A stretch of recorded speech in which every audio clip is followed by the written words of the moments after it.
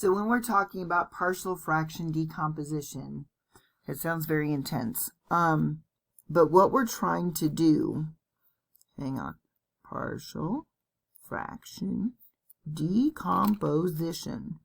What we are trying to do is figure out what fraction we added together. Sorry, what fractions we added together to get the answer that's in front of us. Okay, so let's go back to arithmetic for a second. If I have something like 3/7, okay, that's my answer. So I can do a whole lot of work, and at this point, I'm just going to throw an answer out there, okay? What I could have added together is 1/7 plus 2/7. If I add these together, I get that answer. Well, what we're going to do is in algebra, we're going to work backwards, and we're going to find the rational expressions that we added or subtracted together to get the rational expression in front of us. So there's some, I've uploaded some notes into this module in Canvas. And so you'll want to refer to those notes. But basically what we want to look at is two different things. Does our denominator have repeated factors or no repeated factors?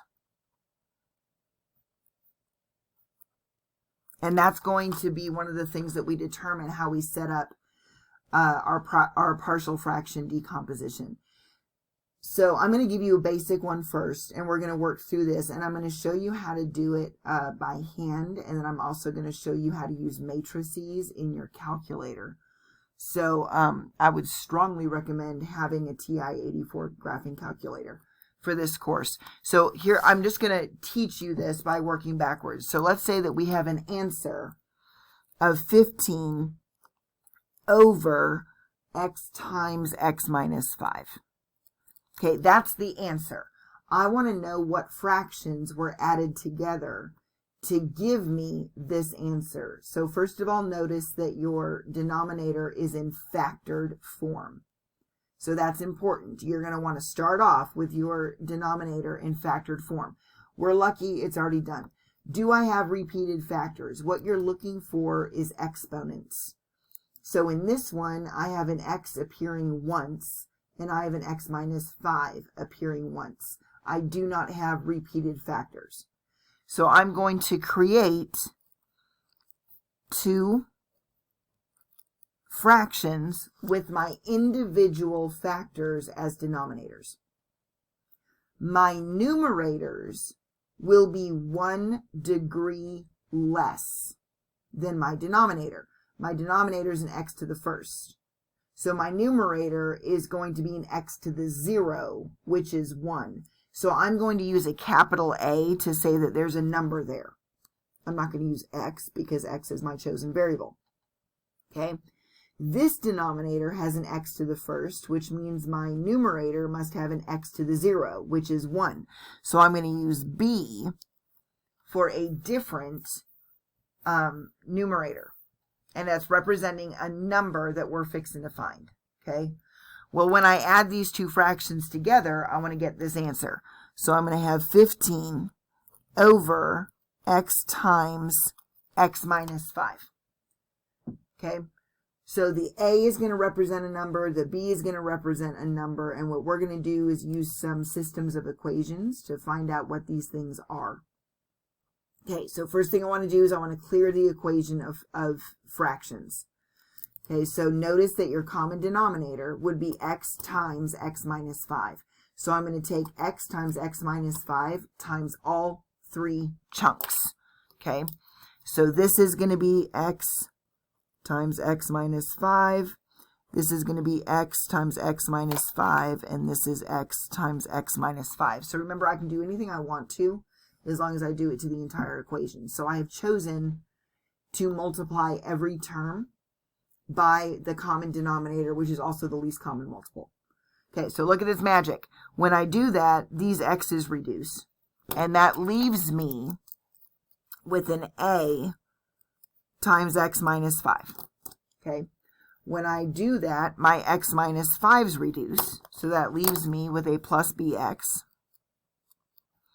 And when I do that, my x's and my x minus 5's reduce, and that leaves me with a 15. So a quick little shortcut, okay?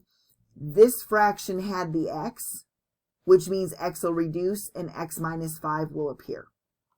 This fraction had the x minus 5. That's going to reduce, so the x appears. So you can actually rip through and do this in one quick step if you want to, and then everything's going to reduce over here. Now what I'm going to do is go ahead and distribute, and I'm going to start seeing what I have that's alike on the left and the right, and what I have that's not alike on the left and the right. So when I distribute, I have an ax minus 5a plus a bx equals 15. So if you'll notice, I've got x's on the left, but no x's on the right. Okay, so what I'm going to do is make an x row and then a constant row. So I have, this is my system of equations, I have ax's plus bx's on the left will equal no x's on the right. Okay, so I took what matches on the left and I matched it up with what's on the right. So I've got the x's has no x's over here on the right. Well, now I've got this. I've got negative 5a's, and that's going to equal 15. So this is my system of equations. So here's what I want to do. If you'll notice, the bottom row is already ready to go. I can divide both sides by negative 5. And when I divide both sides by negative 5, I get a is negative 3. So I now know a is negative 3. So now that I know that a is negative 3, so negative 5 times negative 3 is 15. I can come back up with back substitution and put it in this row. So if a is negative 3, okay, that means I have negative 3x's plus bx's needs to be no x's whatsoever. Okay, so look at just your coefficients. If I've got a negative 3 of these plus something else, I need to get a 0. B must be positive 3. So I've got negative 3x's plus 3x's is no x's. Okay, what you could also do is add 3x's to both sides. So now I've got bx is 3x. Divide both sides by x, and you'll find out that b is 3. Okay, so either way, you're going to get the answer that you need. So what I know now is that a is negative 3, and b is positive 3. And that's very, very important based on how you initially set this up, because a corresponds to a denominator of x. So what I have is this partial fraction decomposition. My numerator here is going to be negative 3. So I've got negative 3 over x. And then my numerator here is going to be positive 3. So I have plus 3 over x minus 5. Okay, so here's what you just did. You found out the two fractions that you have to add together that will give you this answer. Okay, so that's your basic setup. So we're going to do it again. And I'm going to give you one that's slightly harder. Okay, and then I'm going to give you, there'll be a third video here where I walk you through some ones that are pretty challenging. So what I have first is, I've got x over x minus 3x plus 2. Okay, so what did I say? I want a factored denominator. Yay, it's already factored.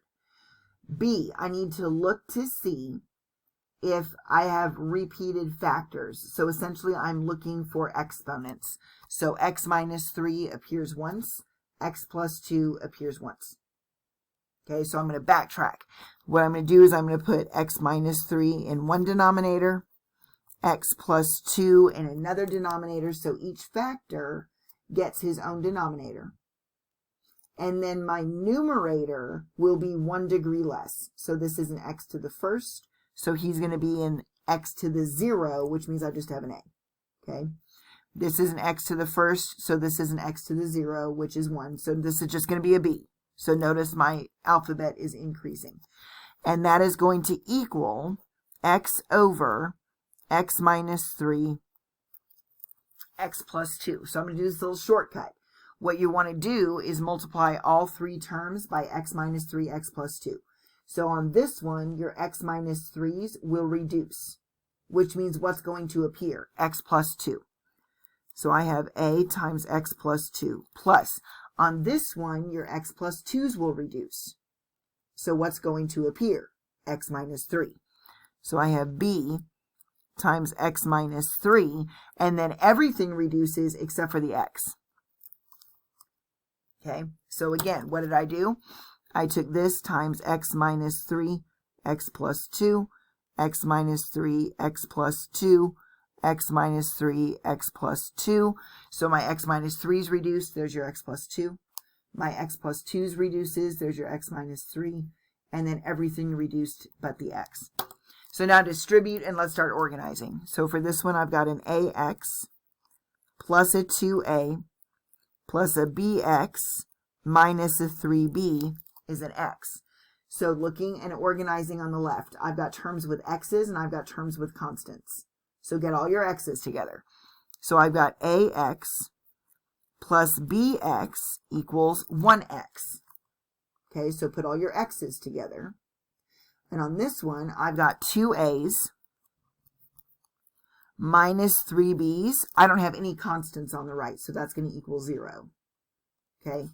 Now, recognizing that you have an x row, this one isn't as straightforward as the last one was, because the last one, I was like, well, holy cow, I can just divide both sides by -5 and be done. On this one, it's not as straightforward. So this is your system. Now with a system of equations, I just want to keep it in terms of a's and b's and constants. In other words, this x row is irritating me. So I'm just going to drop it and I'm going to say a plus b is 1. Okay. 2a's minus 3b's is 0. So just drop your x's. And that's going to help you see the system a whole lot better. The organization with the x's is important. So I've got x's on this row, constants on this row, but now that I've got it organized, let's simplify it some. So my new system is 1a, which had an x, plus 1b that had an x equals 1x. On this bottom row, I have 2a's minus 3b's, and that's going to be 0. And now it's just a little bit easier to see. So at this point, I can either go in and use elimination or I can use substitution, whatever you want to do. I prefer elimination, especially because it's set up with an A column, B column, answer column. So I'm going to take -2. I'm going to kill the A's. So I'm going to take -2 times row 1. So I'm just going to multiply that top row by -2. So when I add vertically, it'll kill off. So now what I have for my system is a -2a, a minus 2b is a -2. Okay, my bottom row didn't change. So I've got 2a's minus 3b's is going to be 0. So what do I have now? Working vertically, my a's are gone. Working vertically, I've got -5b's is going to be -2. So divide both sides by -5, and you find out that b is 2/5. B is 2/5. Well, now I want to know what A is. So go back up and use back substitution.